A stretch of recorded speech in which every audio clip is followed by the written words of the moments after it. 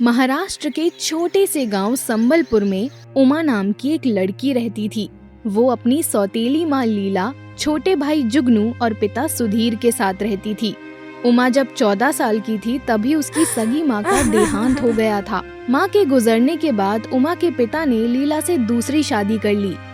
उमा का जीवन अब पूरी तरह बदल गया था। लीला के आने के बाद से उमा बहुत चुप चुप रहने लगी थी और उसे अपनी नई माँ से बहुत डर लगने लगा था। लीला उमा से घर का सारा काम करवाती, जबकि खुद अपने बेटे जुगनू पर ही ध्यान देती थी।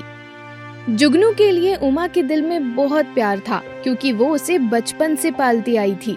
जुगनू को उमा ने हमेशा अपने सीने से लगा कर रखा था, इसलिए जुगनू भी उसे उमा दीदी कहकर बहुत मानता था। लेकिन जब लीला ने देखा कि जुगनू हर समय उमा दीदी कहकर उमा के आसपास ही रहता है, तो उसे जलन होने लगी। उसने धीरे धीरे जुगनू को भी उमा से दूर कर दिया। अब उमा बिल्कुल अकेली हो गई थी। उसका एकमात्र साथी, उसका भाई भी उससे दूर हो गया था। नवरात्रि का पर्व आने वाला था और पूरे गांव में माता रानी के जयकारों की गूंज सुनाई देने लगी थी। उमा को भी माँ दुर्गा की भक्ति से बहुत लगाव था। हर साल नवरात्रि के दौरान वो अपनी माँ के साथ मंदिर जाती थी, माता की चौकी सजाती थी और पूरे हर्षोल्लास से त्योहार मनाती थी। लेकिन अब माँ के बिना उमा के जीवन में कोई खुशी नहीं रह गई थी। लीला ने नवरात्रि के दिन भी उमा से घर का काम करवाना बंद नहीं किया। नवरात्रि का पहला दिन था। गांव के मंदिर में माँ दुर्गा की प्रतिमा की स्थापना हो रही थी। उमा ने लीला से कहा, माँ, क्या मैं मंदिर जा सकती हूँ? आज नवरात्रि का पहला दिन है।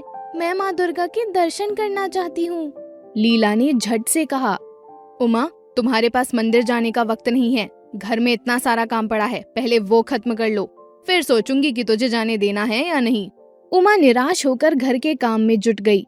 उसका मन मंदिर में माता रानी के दर्शन को तड़प रहा था।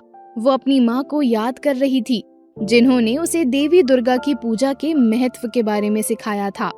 शाम को लीला ने घर में पिक्चर देखने जाने का प्लान बनाया। उसने सुधीर से कहा, उमा को घर पर छोड़ दो, इसे काम करना है। हम जुगनू के साथ पिक्चर देखने जाएंगे। पिता सुधीर ने उमा से कहा, बेटा, तुम भी हमारे साथ पिक्चर देखने चलो। बहुत दिन हो गए हैं, तुमने बाहर का मुंह नहीं देखा। उमा ने हंसते हुए कहा, पापा, आप लोग जाइए, मुझे माँ दुर्गा के व्रत की तैयारी करनी है और घर का भी ध्यान रखना है।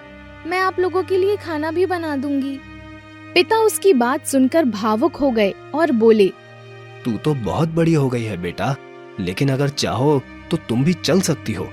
उमा ने फिर से विनम्रता से मना कर दिया और परिवार के बाकी लोग पिक्चर देखने चले गए। उमा ने घर का सारा काम खत्म किया और फिर माँ दुर्गा के सामने दीप जलाकर बैठ गई। उसने अपनी माँ के लिए प्रार्थना की और रोने लगी। माँ, मुझे आपकी बहुत याद आती है। आप क्यों चली गई? आज माँ दुर्गा के पर्व पर मैं कितनी अकेली हूँ। 9 दिन तक पूरे गांव में दुर्गा पूजा और गरबा की धूम मची हुई थी। हर कोई माता के मंदिर में आरती करने जाता था, लेकिन उमा को कोई मंदिर जाने नहीं देता। उसने मन ही मन ठान लिया कि वो इस बार माँ दुर्गा से अपने जीवन की सभी परेशानियों को दूर करने की विनती करेगी। अष्टमी के दिन गांव में कन्या पूजन का आयोजन हो रहा था। उमा ने लीला से फिर मंदिर जाने की अनुमति मांगी। लीला ने उसे झिड़कते हुए कहा, तू बार बार मंदिर जाने की रट क्यों लगाती है? घर में इतने काम पड़े हैं, उन्हें देख। मैं जुगनू के साथ जा रही हूँ। उमा को बहुत दुख हुआ, लेकिन उसने हार नहीं मानी। उसने खुद ही घर में माँ दुर्गा की पूजा करने की ठानी। उसने घर के आंगन में माँ की छोटी प्रतिमा रखी और 9 कन्याओं को बुलाकर उनका पूजन किया। पूरे मन से माँ की आराधना की और बोली, माँ दुर्गा, मेरी माँ नहीं रही, लेकिन आप मेरी सच्ची माँ हो। मेरी प्रार्थना सुन लो और मुझे शक्ति दो, ताकि मैं अपने जीवन में अकेलेपन और दुखों से लड़ सकूं। उसी रात जुगनू को तेज बुखार हो गया।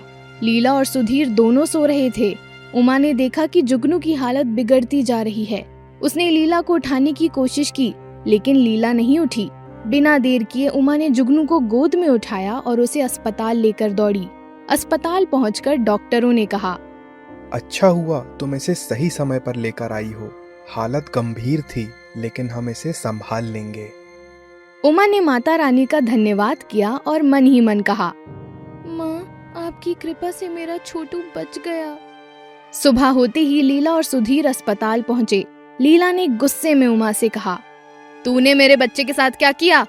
डॉक्टर ने बीच में आकर कहा, आपकी बेटी ने कुछ गलत नहीं किया। अगर वो समय पर नहीं आती तो आप अपने बेटे को खो सकते थे। वो एक सच्ची देवी भक्त है। लीला की आंखों में आंसू आ गए। उसने उमा को गले लगाते हुए कहा, उमा, मुझे माफ कर दो। मैंने तुम्हारे साथ बहुत गलत किया। तुमने जुगनू को बचाया। अब मैं तुम्हें कभी माँ की कमी महसूस नहीं होने दूंगी। उमा की आंखों से भी आंसू बहने लगे। उसने माँ दुर्गा का धन्यवाद करते हुए कहा, माँ, आपकी कृपा से मेरा परिवार फिर से एक हो गया। नवरात्रि का अंतिम दिन था। पूरे गांव में विजयदशमी की धूम मची हुई थी। उमा, लीला, सुधीर और जुगनू ने एक साथ माँ दुर्गा के मंदिर में जाकर आरती की। उमा के दिल में अब कोई डर, कोई अकेलापन नहीं था। माँ दुर्गा की भक्ति और आशीर्वाद ने उसके जीवन के सारे दुख मिटा दिए थे।